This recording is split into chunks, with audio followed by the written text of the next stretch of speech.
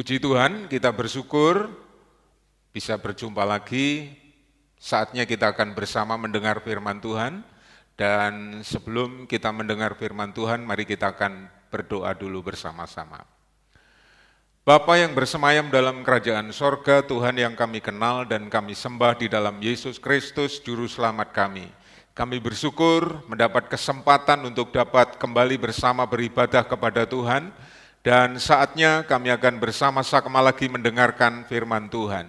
Mari Bapa urapi hamba-Mu, urapi setiap kami yang mendengar firman-Mu ini, supaya setiap kami diberkati melalui firman yang akan kami dengar bersama-sama. Terima kasih Bapa, Engkau pimpin acara kami dari awal sampai akhir, sehingga tidak ada setiap kami yang hadir tidak diberkati dan tidak dijamah oleh Tuhan. Tetapi setiap kami yang hadir akan diberkati dan dijamah oleh Tuhan. Terima kasih Bapa, kami menyerahkan doa ini kepada Bapa di sorga, dalam namanya Tuhan Yesus Kristus. Amin. Puji Tuhan, Bapak Ibu, Saudara yang dikasihi Tuhan, di kesempatan yang luar biasa ini, mari kita akan merenungkan kebenaran firman Tuhan yang saya beri tema tentang dilema kehidupan, yang ayatnya nanti kita akan baca bersama dari surat Filipi pasal 1, ayat yang ke-9 dan ayat yang ke-10. Baiklah, sebelum kita membaca Filipi pasal 1 tadi, ayat 9 dan 10, terlebih dahulu saya akan memberikan sebuah ilustrasi. Ya, diceritakan ada seorang yang sedang naik perahu. Ya, mungkin dia sedang asik begitu, senang naik perahu, dan rupanya dia lupa kalau dia tidak bisa berenang. Nah, dan ketika perahunya makin sampai di tengah, ternyata tanpa disadari perahu itu bocor. Wah, ketika bocor tentu dia panik. Dia pasti ketakutan sebab dia tidak bisa berenang. Nah, akhirnya dia berteriak-teriak, minta tolong.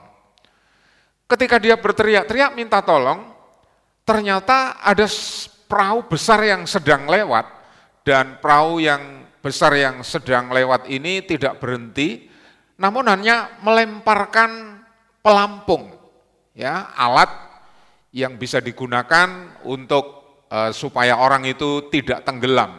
Namun ternyata ketika pelampung itu dilemparkan, jaraknya agak jauh dari perahu yang dia naiki yang hampir tenggelam tadi. Nah, jadi orang tersebut pasti dihadapkan pada sebuah dilema. Tetap di dalam perahu, perahunya pasti tenggelam, dan dia tidak bisa berenang, pasti mati. Tapi memutuskan untuk mengambil pelampung yang dilemparkan oleh kapal yang sudah jauh jaraknya dari dirinya, juga rasanya nggak mungkin, karena dia tidak bisa berenang. Nah, dalam kesempatan seperti inilah, seseorang dihadapkan pada satu dilema, menunggu untuk terus perahunya tenggelam dan akhirnya dia mati karena nggak bisa berenang, atau mengambil keputusan entah bisa atau tidak, atau bisa mendapatkan pelampung itu atau tidak, dengan segenap kemampuan menggapai pelampung tersebut. Nah, jadi kadang-kadang setiap kita dihadapkan pada situasi yang sulit di mana kita harus mengambil sebuah keputusan. Ya, jadi dalam situasi yang sulit harus menentukan pilihan. Dan kadang-kadang pilihan tersebut, ya, dua-duanya mungkin sama-sama kurang menyenangkan.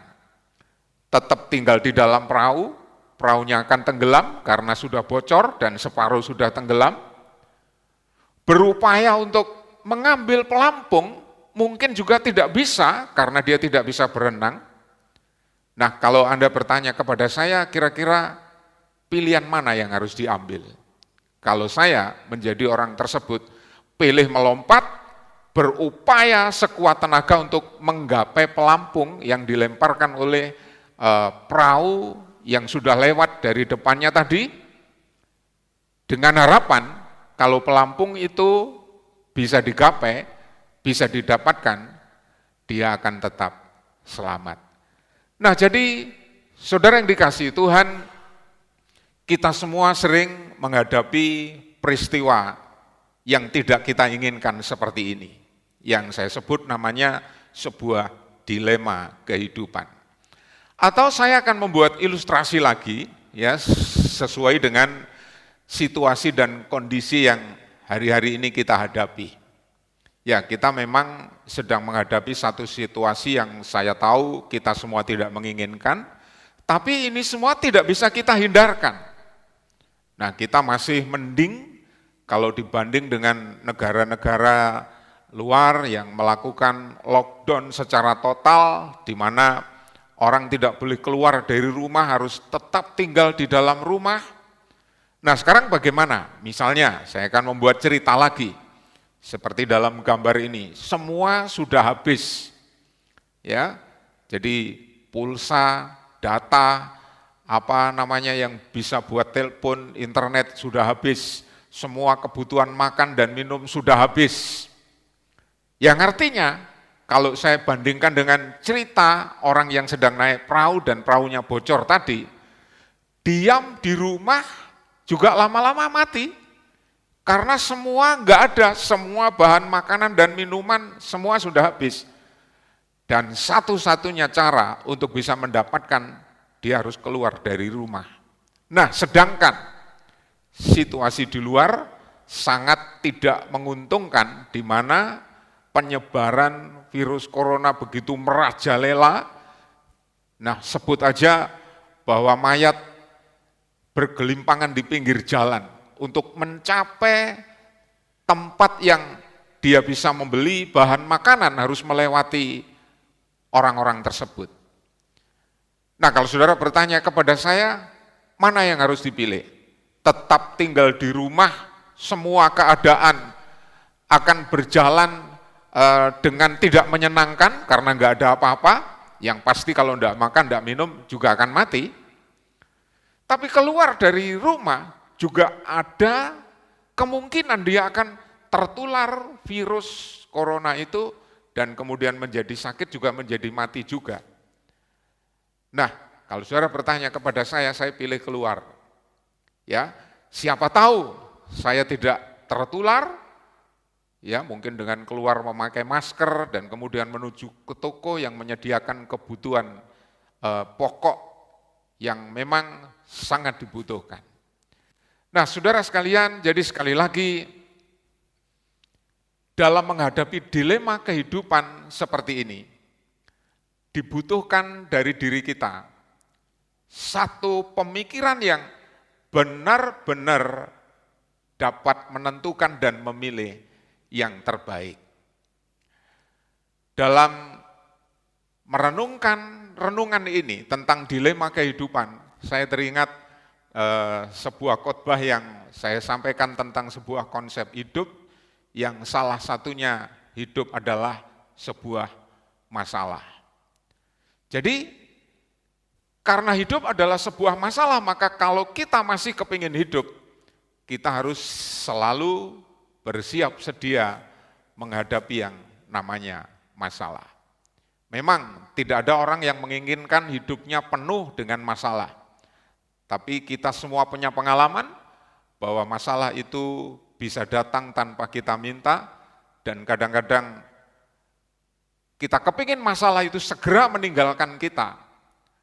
Tapi sekali lagi, untuk supaya masalah itu bisa segera berlalu dari kehidupan kita, bukan sesuatu yang mudah seperti membalikkan telapak tangan. Nah, saudaraku, diperlukan satu pemikiran yang tepat dan benar dalam mengambil sebuah keputusan ketika kita dihadapkan pada sebuah dilema. Nah, itu sebabnya Rasul Paulus berdoa kepada Tuhan untuk jemaat yang ada di Filipi. Jadi ini ayatnya dalam Filipi pasal 1 ayat 9 dan yang ke-10. Coba kita akan baca bersama ayat ini. Nah, dan inilah doaku. Jadi Rasul Paulus berdoa untuk jemaat di Filipi, dan mari kita akan lihat apa isi doanya. yang ada hubungannya dengan tema renungan kita tentang dilema kehidupan. Mari kita baca bersama. 2, 3. Dan inilah doaku, semoga kasih-Mu makin melimpah dalam pengetahuan yang benar dan dalam segala macam pengertian. Sehingga kamu dapat memilih apa yang baik, supaya kamu suci dan tak bercacat menjelang hari Kristus. Amin. Nah, saudara sekalian, sebagai seorang gembala jemaat tentu dia juga menginginkan jemaat yang digembalakan memiliki satu keadaan seperti yang didoakan oleh Rasul Paulus ini.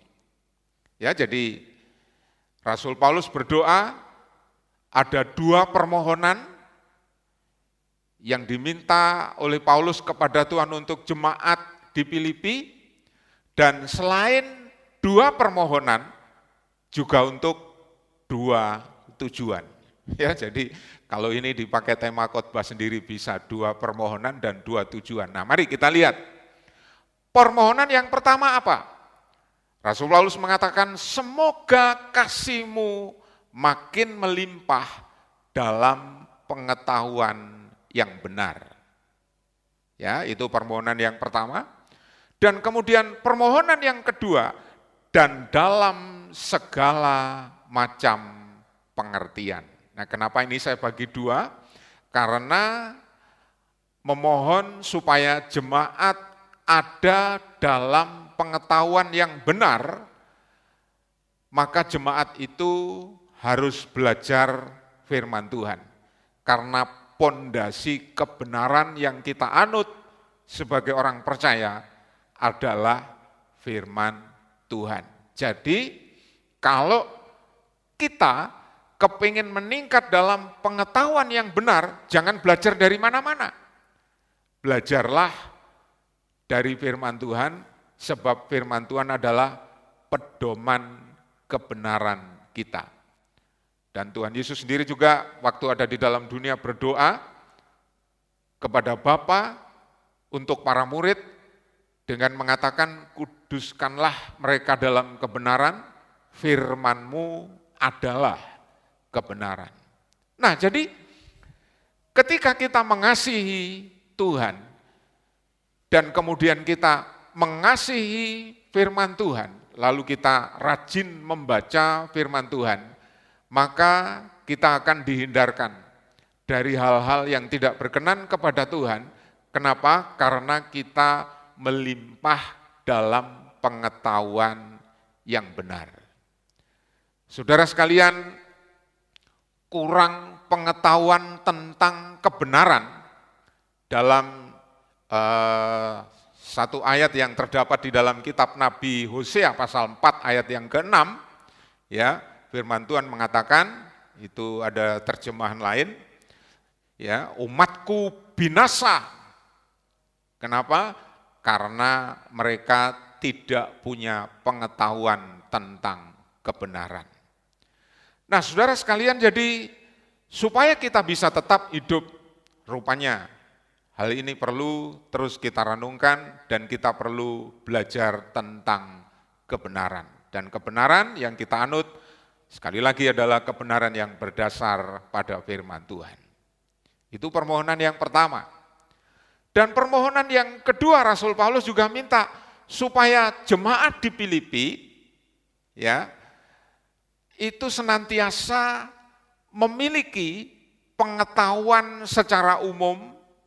Makanya dia mengatakan selain supaya jemaat di Filipi itu melimpah dalam pengetahuan yang benar, jemaat di Filipi juga selalu ada dalam segala macam pengertian. Bicara tentang segala macam pengertian berarti harus mengerti tentang pengetahuan-pengetahuan secara umum.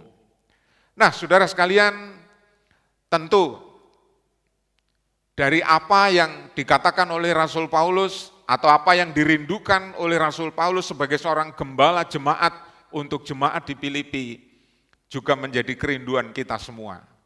Bahwa kita perlu selalu melimpah dalam pengetahuan yang benar yang kita dapat dari firman Tuhan, tapi kita juga harus tahu pengetahuan-pengetahuan secara umum yang memang kita butuhkan dalam kehidupan kita sehari-hari. Nah, itu sebabnya mari kita ingat hukumnya tentang belajar. Ya, saya pernah membaca sebuah buku bahwa belajar itu hukumnya wajib. Sekali lagi, belajar itu hukumnya wajib. Karena dari belajar, orang yang dulunya enggak bisa jadi bisa. Ya, jadi kalau kita tidak belajar, ya mana mungkin kita bisa mengerti segala sesuatu. Mana mungkin kita bisa tahu segala sesuatu.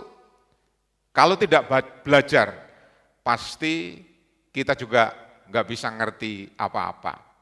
Ya, saya masih ingat waktu saya sekolah dulu, zamannya menghitung itu masih menghafal. Jadi seringkali murid itu dipanggil ke depan untuk menghafalkan ya hitungan, ya mulai 1 kali 1, 2 kali 2, 3 kali 3 dan seterusnya, dan kalau tidak bisa dihukum. Ya, jadi dari situ akhirnya kita takut, karena kita takut dipukuli, maka kita terpaksa harus belajar, terpaksa harus menghafal. Dan ternyata dengan belajar yang sudah saya pikir sekitar 40 sampai 50 tahun yang lalu ketika saya belajar, saya masih ingat sebagian sampai hari ini, sehingga ketika dalam hitungan berapa kali berapa, saya tidak usah mengambil kalkulator, saya masih ingat karena 50 tahun yang lalu saya pernah mempelajarinya. Nah, saudara sekalian, kalau kita tidak belajar, maka kita akan mungkin seperti video ini. Ya, coba saudara saksikan video ini dan betapa sangat memprihatinkan ketika seorang pengetahuannya baru seperti ini. Wah, ini sungguh-sungguh sangat memalukan tentunya. Ya, semoga kita semua dapat mengerti, dan ketika selesai melihat video ini, ya saya berharap setiap kita dipacu untuk kita belajar. 2 hal ya yang didoakan Rasul Paulus. Yang pertama, belajar firman Tuhan, pengetahuan yang benar menurut firman Tuhan. Yang kedua juga belajar secara umum dalam satu kebutuhan yang memang kita butuhkan hari-hari ini. Misalnya kita perlu belajar tentang kesehatan dan lain sebagainya. Ya, nah coba mari kita saksikan dulu. Kelas piro, Kon? Kelas loro. Kelas loro SD. Iya. Wes gawe pomit. Iya, kudu sangar. Kok cewek-cewek iki iso ngono kabeh. Kok pas engko awakmu iku oleh gaya tok. Hitung-hitungan ngono gak iso. Iso sih. Temenan ah. Yo. Tak anu ya, tak bedheki ya. Yo. Loro tambah 3 piro? Loro tambah 7. Itu.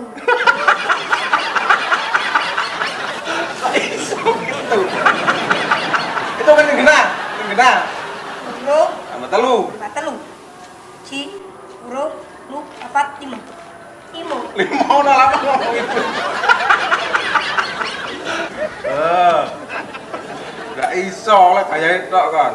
Lah 3 tambah 4. Ngomong pintu ngono akeh.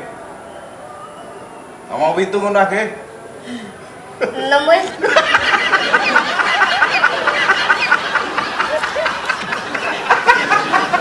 Gak iso kan? Gak iso kan? Wah, ndak usah hitung-hitungan wis. Ayo lek anu e. Tak apa iku jenenge? Maca iso kon? Iso sih. Temenan ah. Iya. Ayo. Ya wis ya. Tak anu maca ya. Ya. Iki wacane, wacan.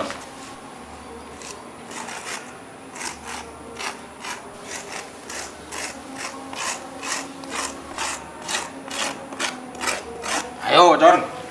Ku apa iki wacane? Tapi kudu diajase. Iya wis edan wis ade wis.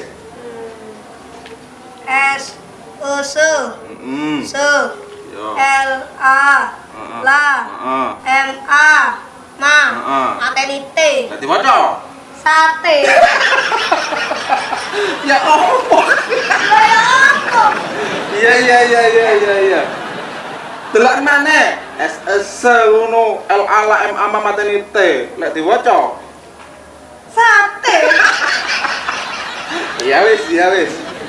Wis kono kan dan sinau kono.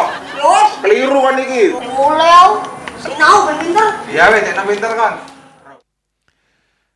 Nah, Bapak Ibu Saudara yang dikasihi Tuhan, bagaimana setelah menyaksikan video ini? Ya, mungkin Anda tertawa, mungkin Anda geli, tapi seperti itulah kalau orang tidak mau belajar. Jadi, untuk saudara mau belajar atau tidak, itu sebenarnya tergantung saudara. Itu sebabnya ada satu renungan juga yang pernah saya sampaikan, yang judulnya itu hidup adalah sebuah pilihan. Ya, ketika ada anak yang mau menikah, saya mengkonseling mereka, dan salah satu poin konseling yang saya sampaikan bahwa jodoh itu juga adalah sebuah pilihan. Tapi ketika saya membaca firman Tuhan, ternyata hidup itu juga sebuah pilihan. Anda mau jadi orang bodoh atau jadi orang pinter, itu bukan ketetapan dari Tuhan, tapi pilihan Anda. Kalau Anda tidak belajar, maka sampai selamanya Anda akan jadi orang bodoh. Tapi kalau Anda mau belajar, yang dulunya bodoh pasti lama-lama jadi pinter, karena kita tahu bisa itu ala biasa. Ya, jadi semakin biasa kita mengerjakannya, maka kita semakin bisa.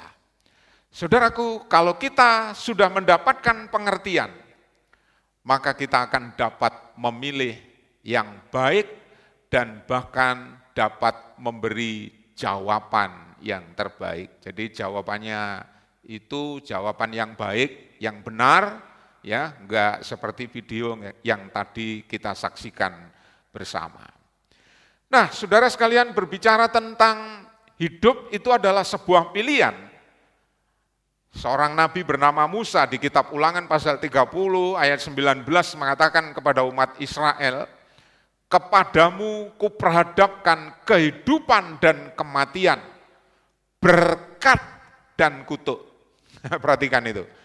Kalimat yang dicetak dengan warna merah, coba kita akan baca bersama, 2, 3. "Pilihlah kehidupan supaya engkau hidup, baik engkau maupun keturunanmu." Perhatikan, melalui ayat ini kita diingatkan bahwa hidup adalah sebuah pilihan. Dan inilah yang didoakan oleh Rasul Paulus, ya, supaya jemaat di Filipi melimpah dalam pengetahuan yang benar, tujuannya supaya dapat memilih yang baik, dan dapat memilih yang baik itu pasti harus menggunakan akal sehat. Nah, itu sebabnya kalau pikiran lagi kacau, kondisi lagi enggak tenang, ya, jangan menentukan sesuatu. Karena pilihan kita dalam menentukan sesuatu bisa salah. Saudara sekalian, bicara tentang hidup adalah pilihan. Satu saat ketika nenek moyang kita yang bernama Bapak Abraham dipanggil oleh Tuhan keluar dari Ur Kasdim ke satu negeri yang akan ditunjukkan oleh Tuhan, ya tiba-tiba keponakan yang bernama Lot ikut. Saudara, namanya ponaan mau ikut, rupanya Abraham nggak bisa mencegah, nah dipersilahkan. Nah, ternyata dalam perjalanan, para gembala Abraham dan para gembala Lot ini saling bertengkar. Kenapa? Karena mereka berebut, ya istilahnya itu berebut bahan makanan untuk ternak mereka. Karena Abraham membawa ternak, kekayaan orang zaman dulu ternak, ya. Jadi kemana dia pergi ya ternaknya dibawa. Ya, punya kambing, punya sapi, punya apa dibawa kemana dia pergi. Ya, enggak ditinggal di rumah. Nah, Abraham bawa ternak, Lot keponakannya ikut juga bawa ternak. Nah, rupanya di tengah perjalanan, ya, orang-orang Lot dan orang-orang Abraham ini bertengkar. Ya, sering bertengkar. Nah, akhirnya Abraham sebagai saudara yang lebih tua memberi kesempatan kepada Lot untuk memilih, ya. Kalau kita baca di Kejadian pasal 13, ya, Abraham mengatakan kepada Lot untuk memilih suatu tempat yang ditunjukkan di hadapannya. Dengan mengatakan kalau kamu ke kanan, artinya kalau kamu milih yang di kanan, maka aku akan ada di jalur kiri. Kalau kamu memilih yang di jalur kiri, aku nanti akan jalan di jalur kanan, ya, supaya ya kita berpisah di sini saja, supaya kita enggak selalu bertengkar gitu ya, karena kita ini saudara. Nah, Lot sebagai seorang muda, tentu saja dia menggunakan akal sehatnya untuk menentukan pilihan. Nah, kita semua tahu pada waktu itu Lot menetapkan hatinya untuk memilih satu daerah yang namanya Lembah Yordan. Kenapa? Karena wilayah itu kelihatan begitu subur, banyak airnya. Ya, ayat ini mengatakan sebab itu Lot memilih baginya seluruh Lembah Yordan. Ya, satu tempat yang begitu indah, yang banyak airnya. Nah, di sana biasanya sulit air, ya. Tetapi ketika seseorang melihat satu wilayah yang banyak air, tentu saja itu sangat menyenangkan. Ya, ini gambar-gambar hari ini tentang keindahan Lembah Yordan yang dipilih oleh Lot. Nah, jadi Bapak Saudara, selain kita harus memilih sesuai dengan akal sehat, tentu saja ada pilihan yang saya pastikan enggak mungkin bisa salah, ya, karena memilih dengan kemampuan akal manusia, tetap pilihan kita bisa salah. Ya, pilihan Lot waktu itu tidak salah. Secara umum kalau Anda mendapat kesempatan seperti Lot, mungkin Anda juga akan memilih Lembah Yordan. Tapi sebagai orang beriman, seperti Abraham, dia tahu bahwa apa yang harus dilakukannya itu selalu meminta petunjuk Tuhan. Saudara yang dikasihi Tuhan,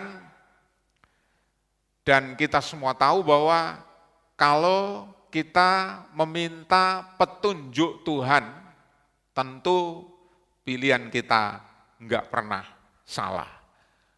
Pilihan Lot tidak ada ayatnya bahwa dia minta petunjuk Tuhan dulu.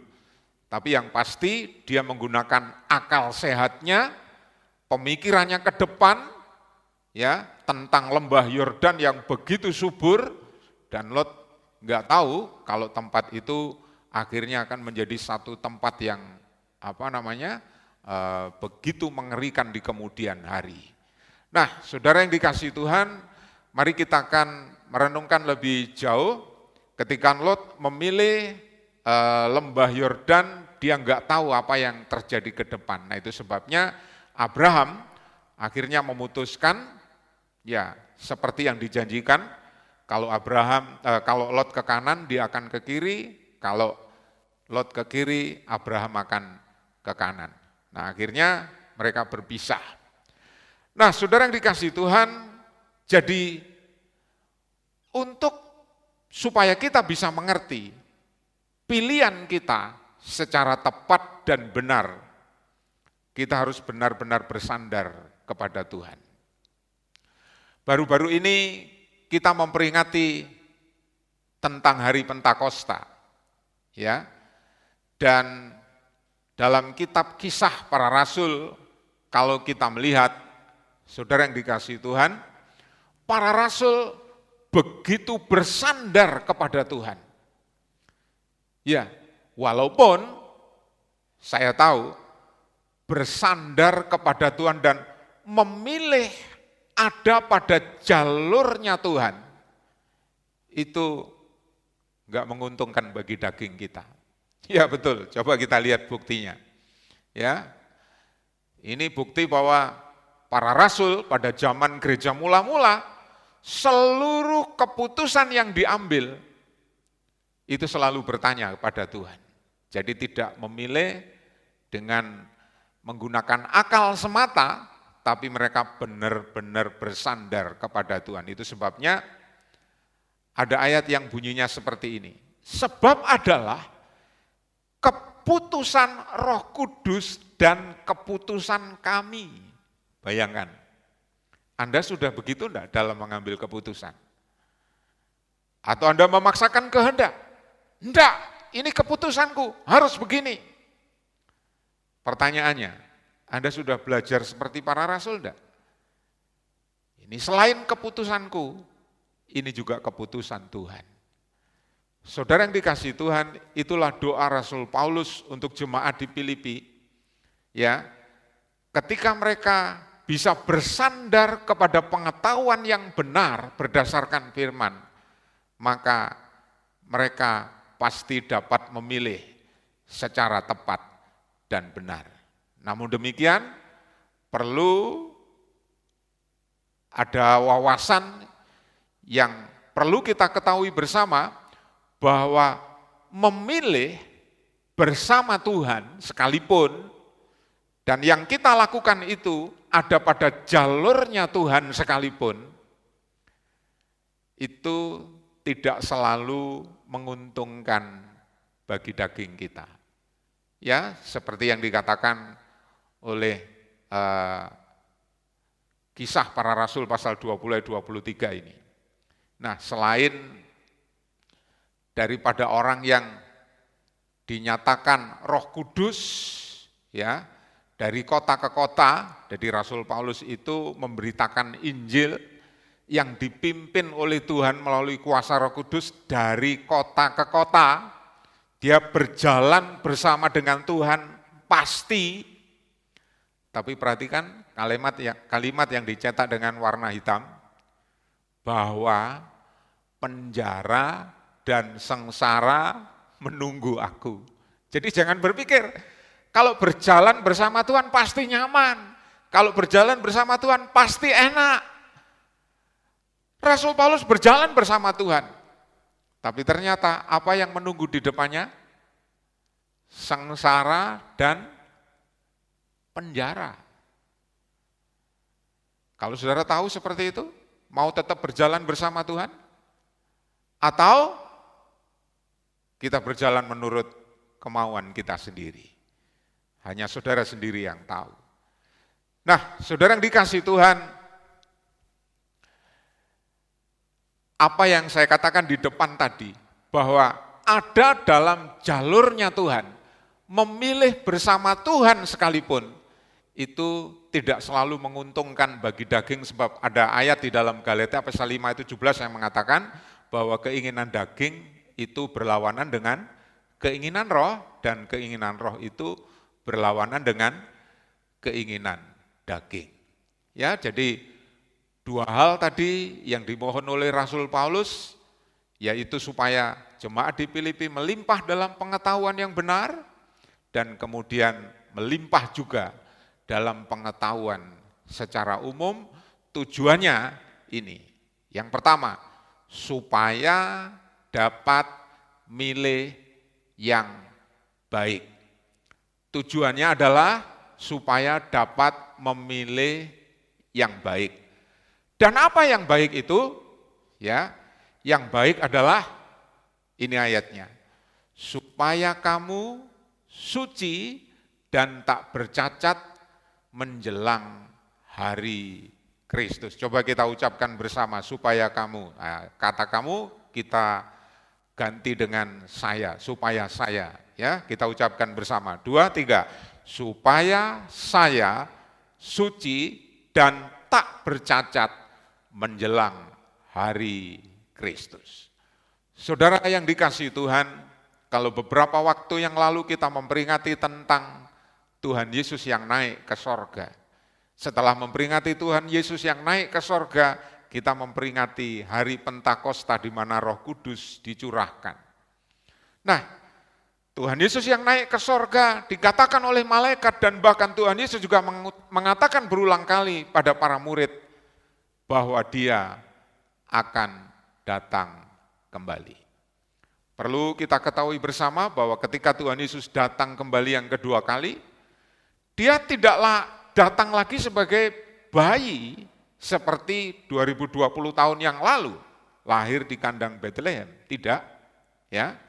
Tapi Dia datang, menurut Injil Matius pasal 25 itu digambarkan Dia datang seperti mempelai laki-laki yang menjemput mempelai perempuannya.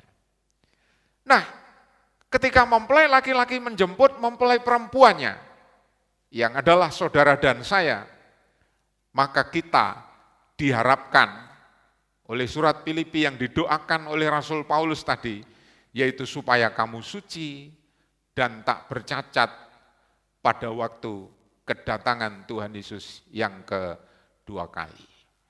Saudara yang dikasihi Tuhan, kiranya melalui renungan ini setiap kita diberkati dan ketika kita dihadapkan pada dilema kehidupan.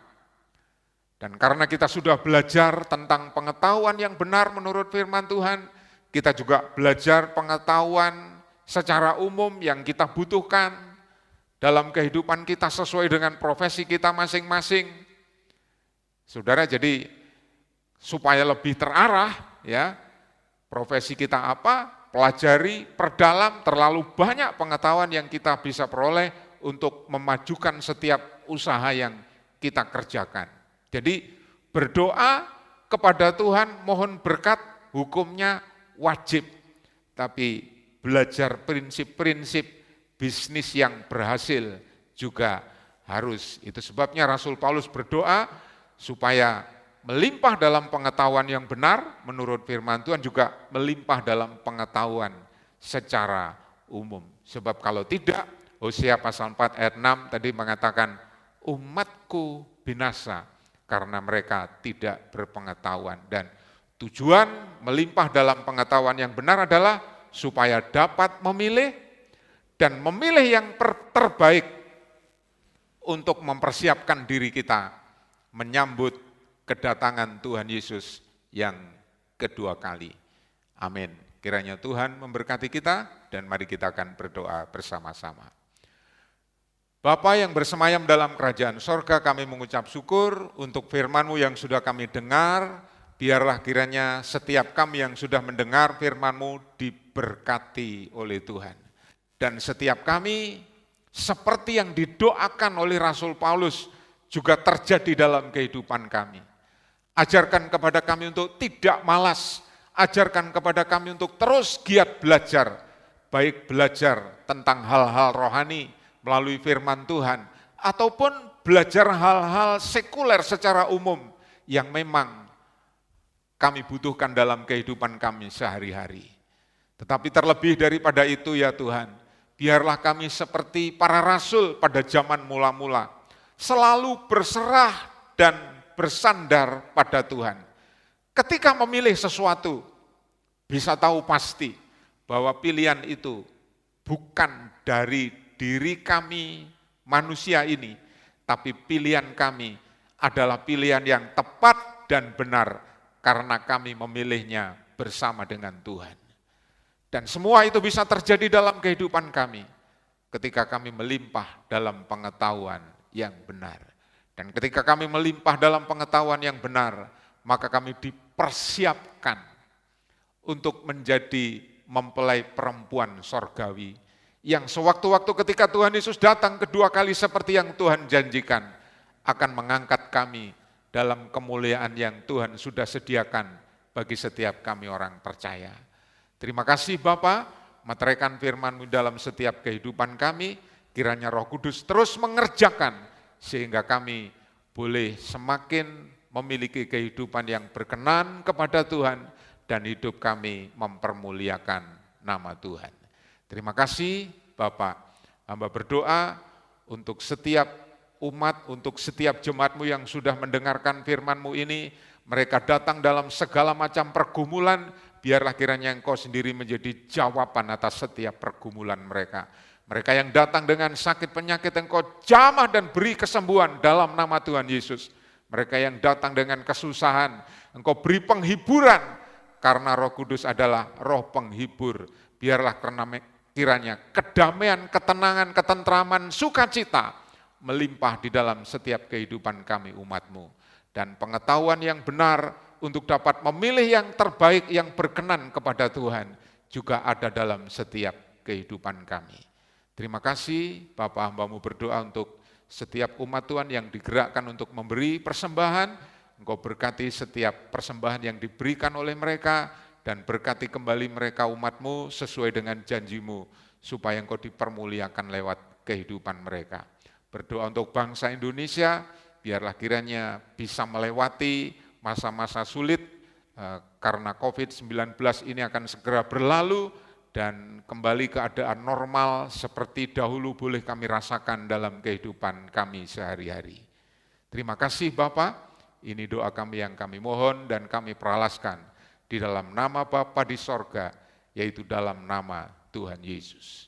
Bapak Ibu Saudara yang dikasihi Tuhan, kiranya damai sejahtera, sukacita, berkat Tuhan yang berlimpah, baik secara jasmani maupun rohani, dilimpahkan kepada kita sejak saat ini sampai Maranatha, Tuhan Yesus datang kembali untuk menjemput kita di awan-awan yang permai. Setiap kita yang diberkati Tuhan, bersama-sama kita katakan, amin. Puji Tuhan, sampai di sini renungan yang bisa saya sampaikan kepada Bapak Ibu Saudara, kiranya Tuhan memberkati. Amin.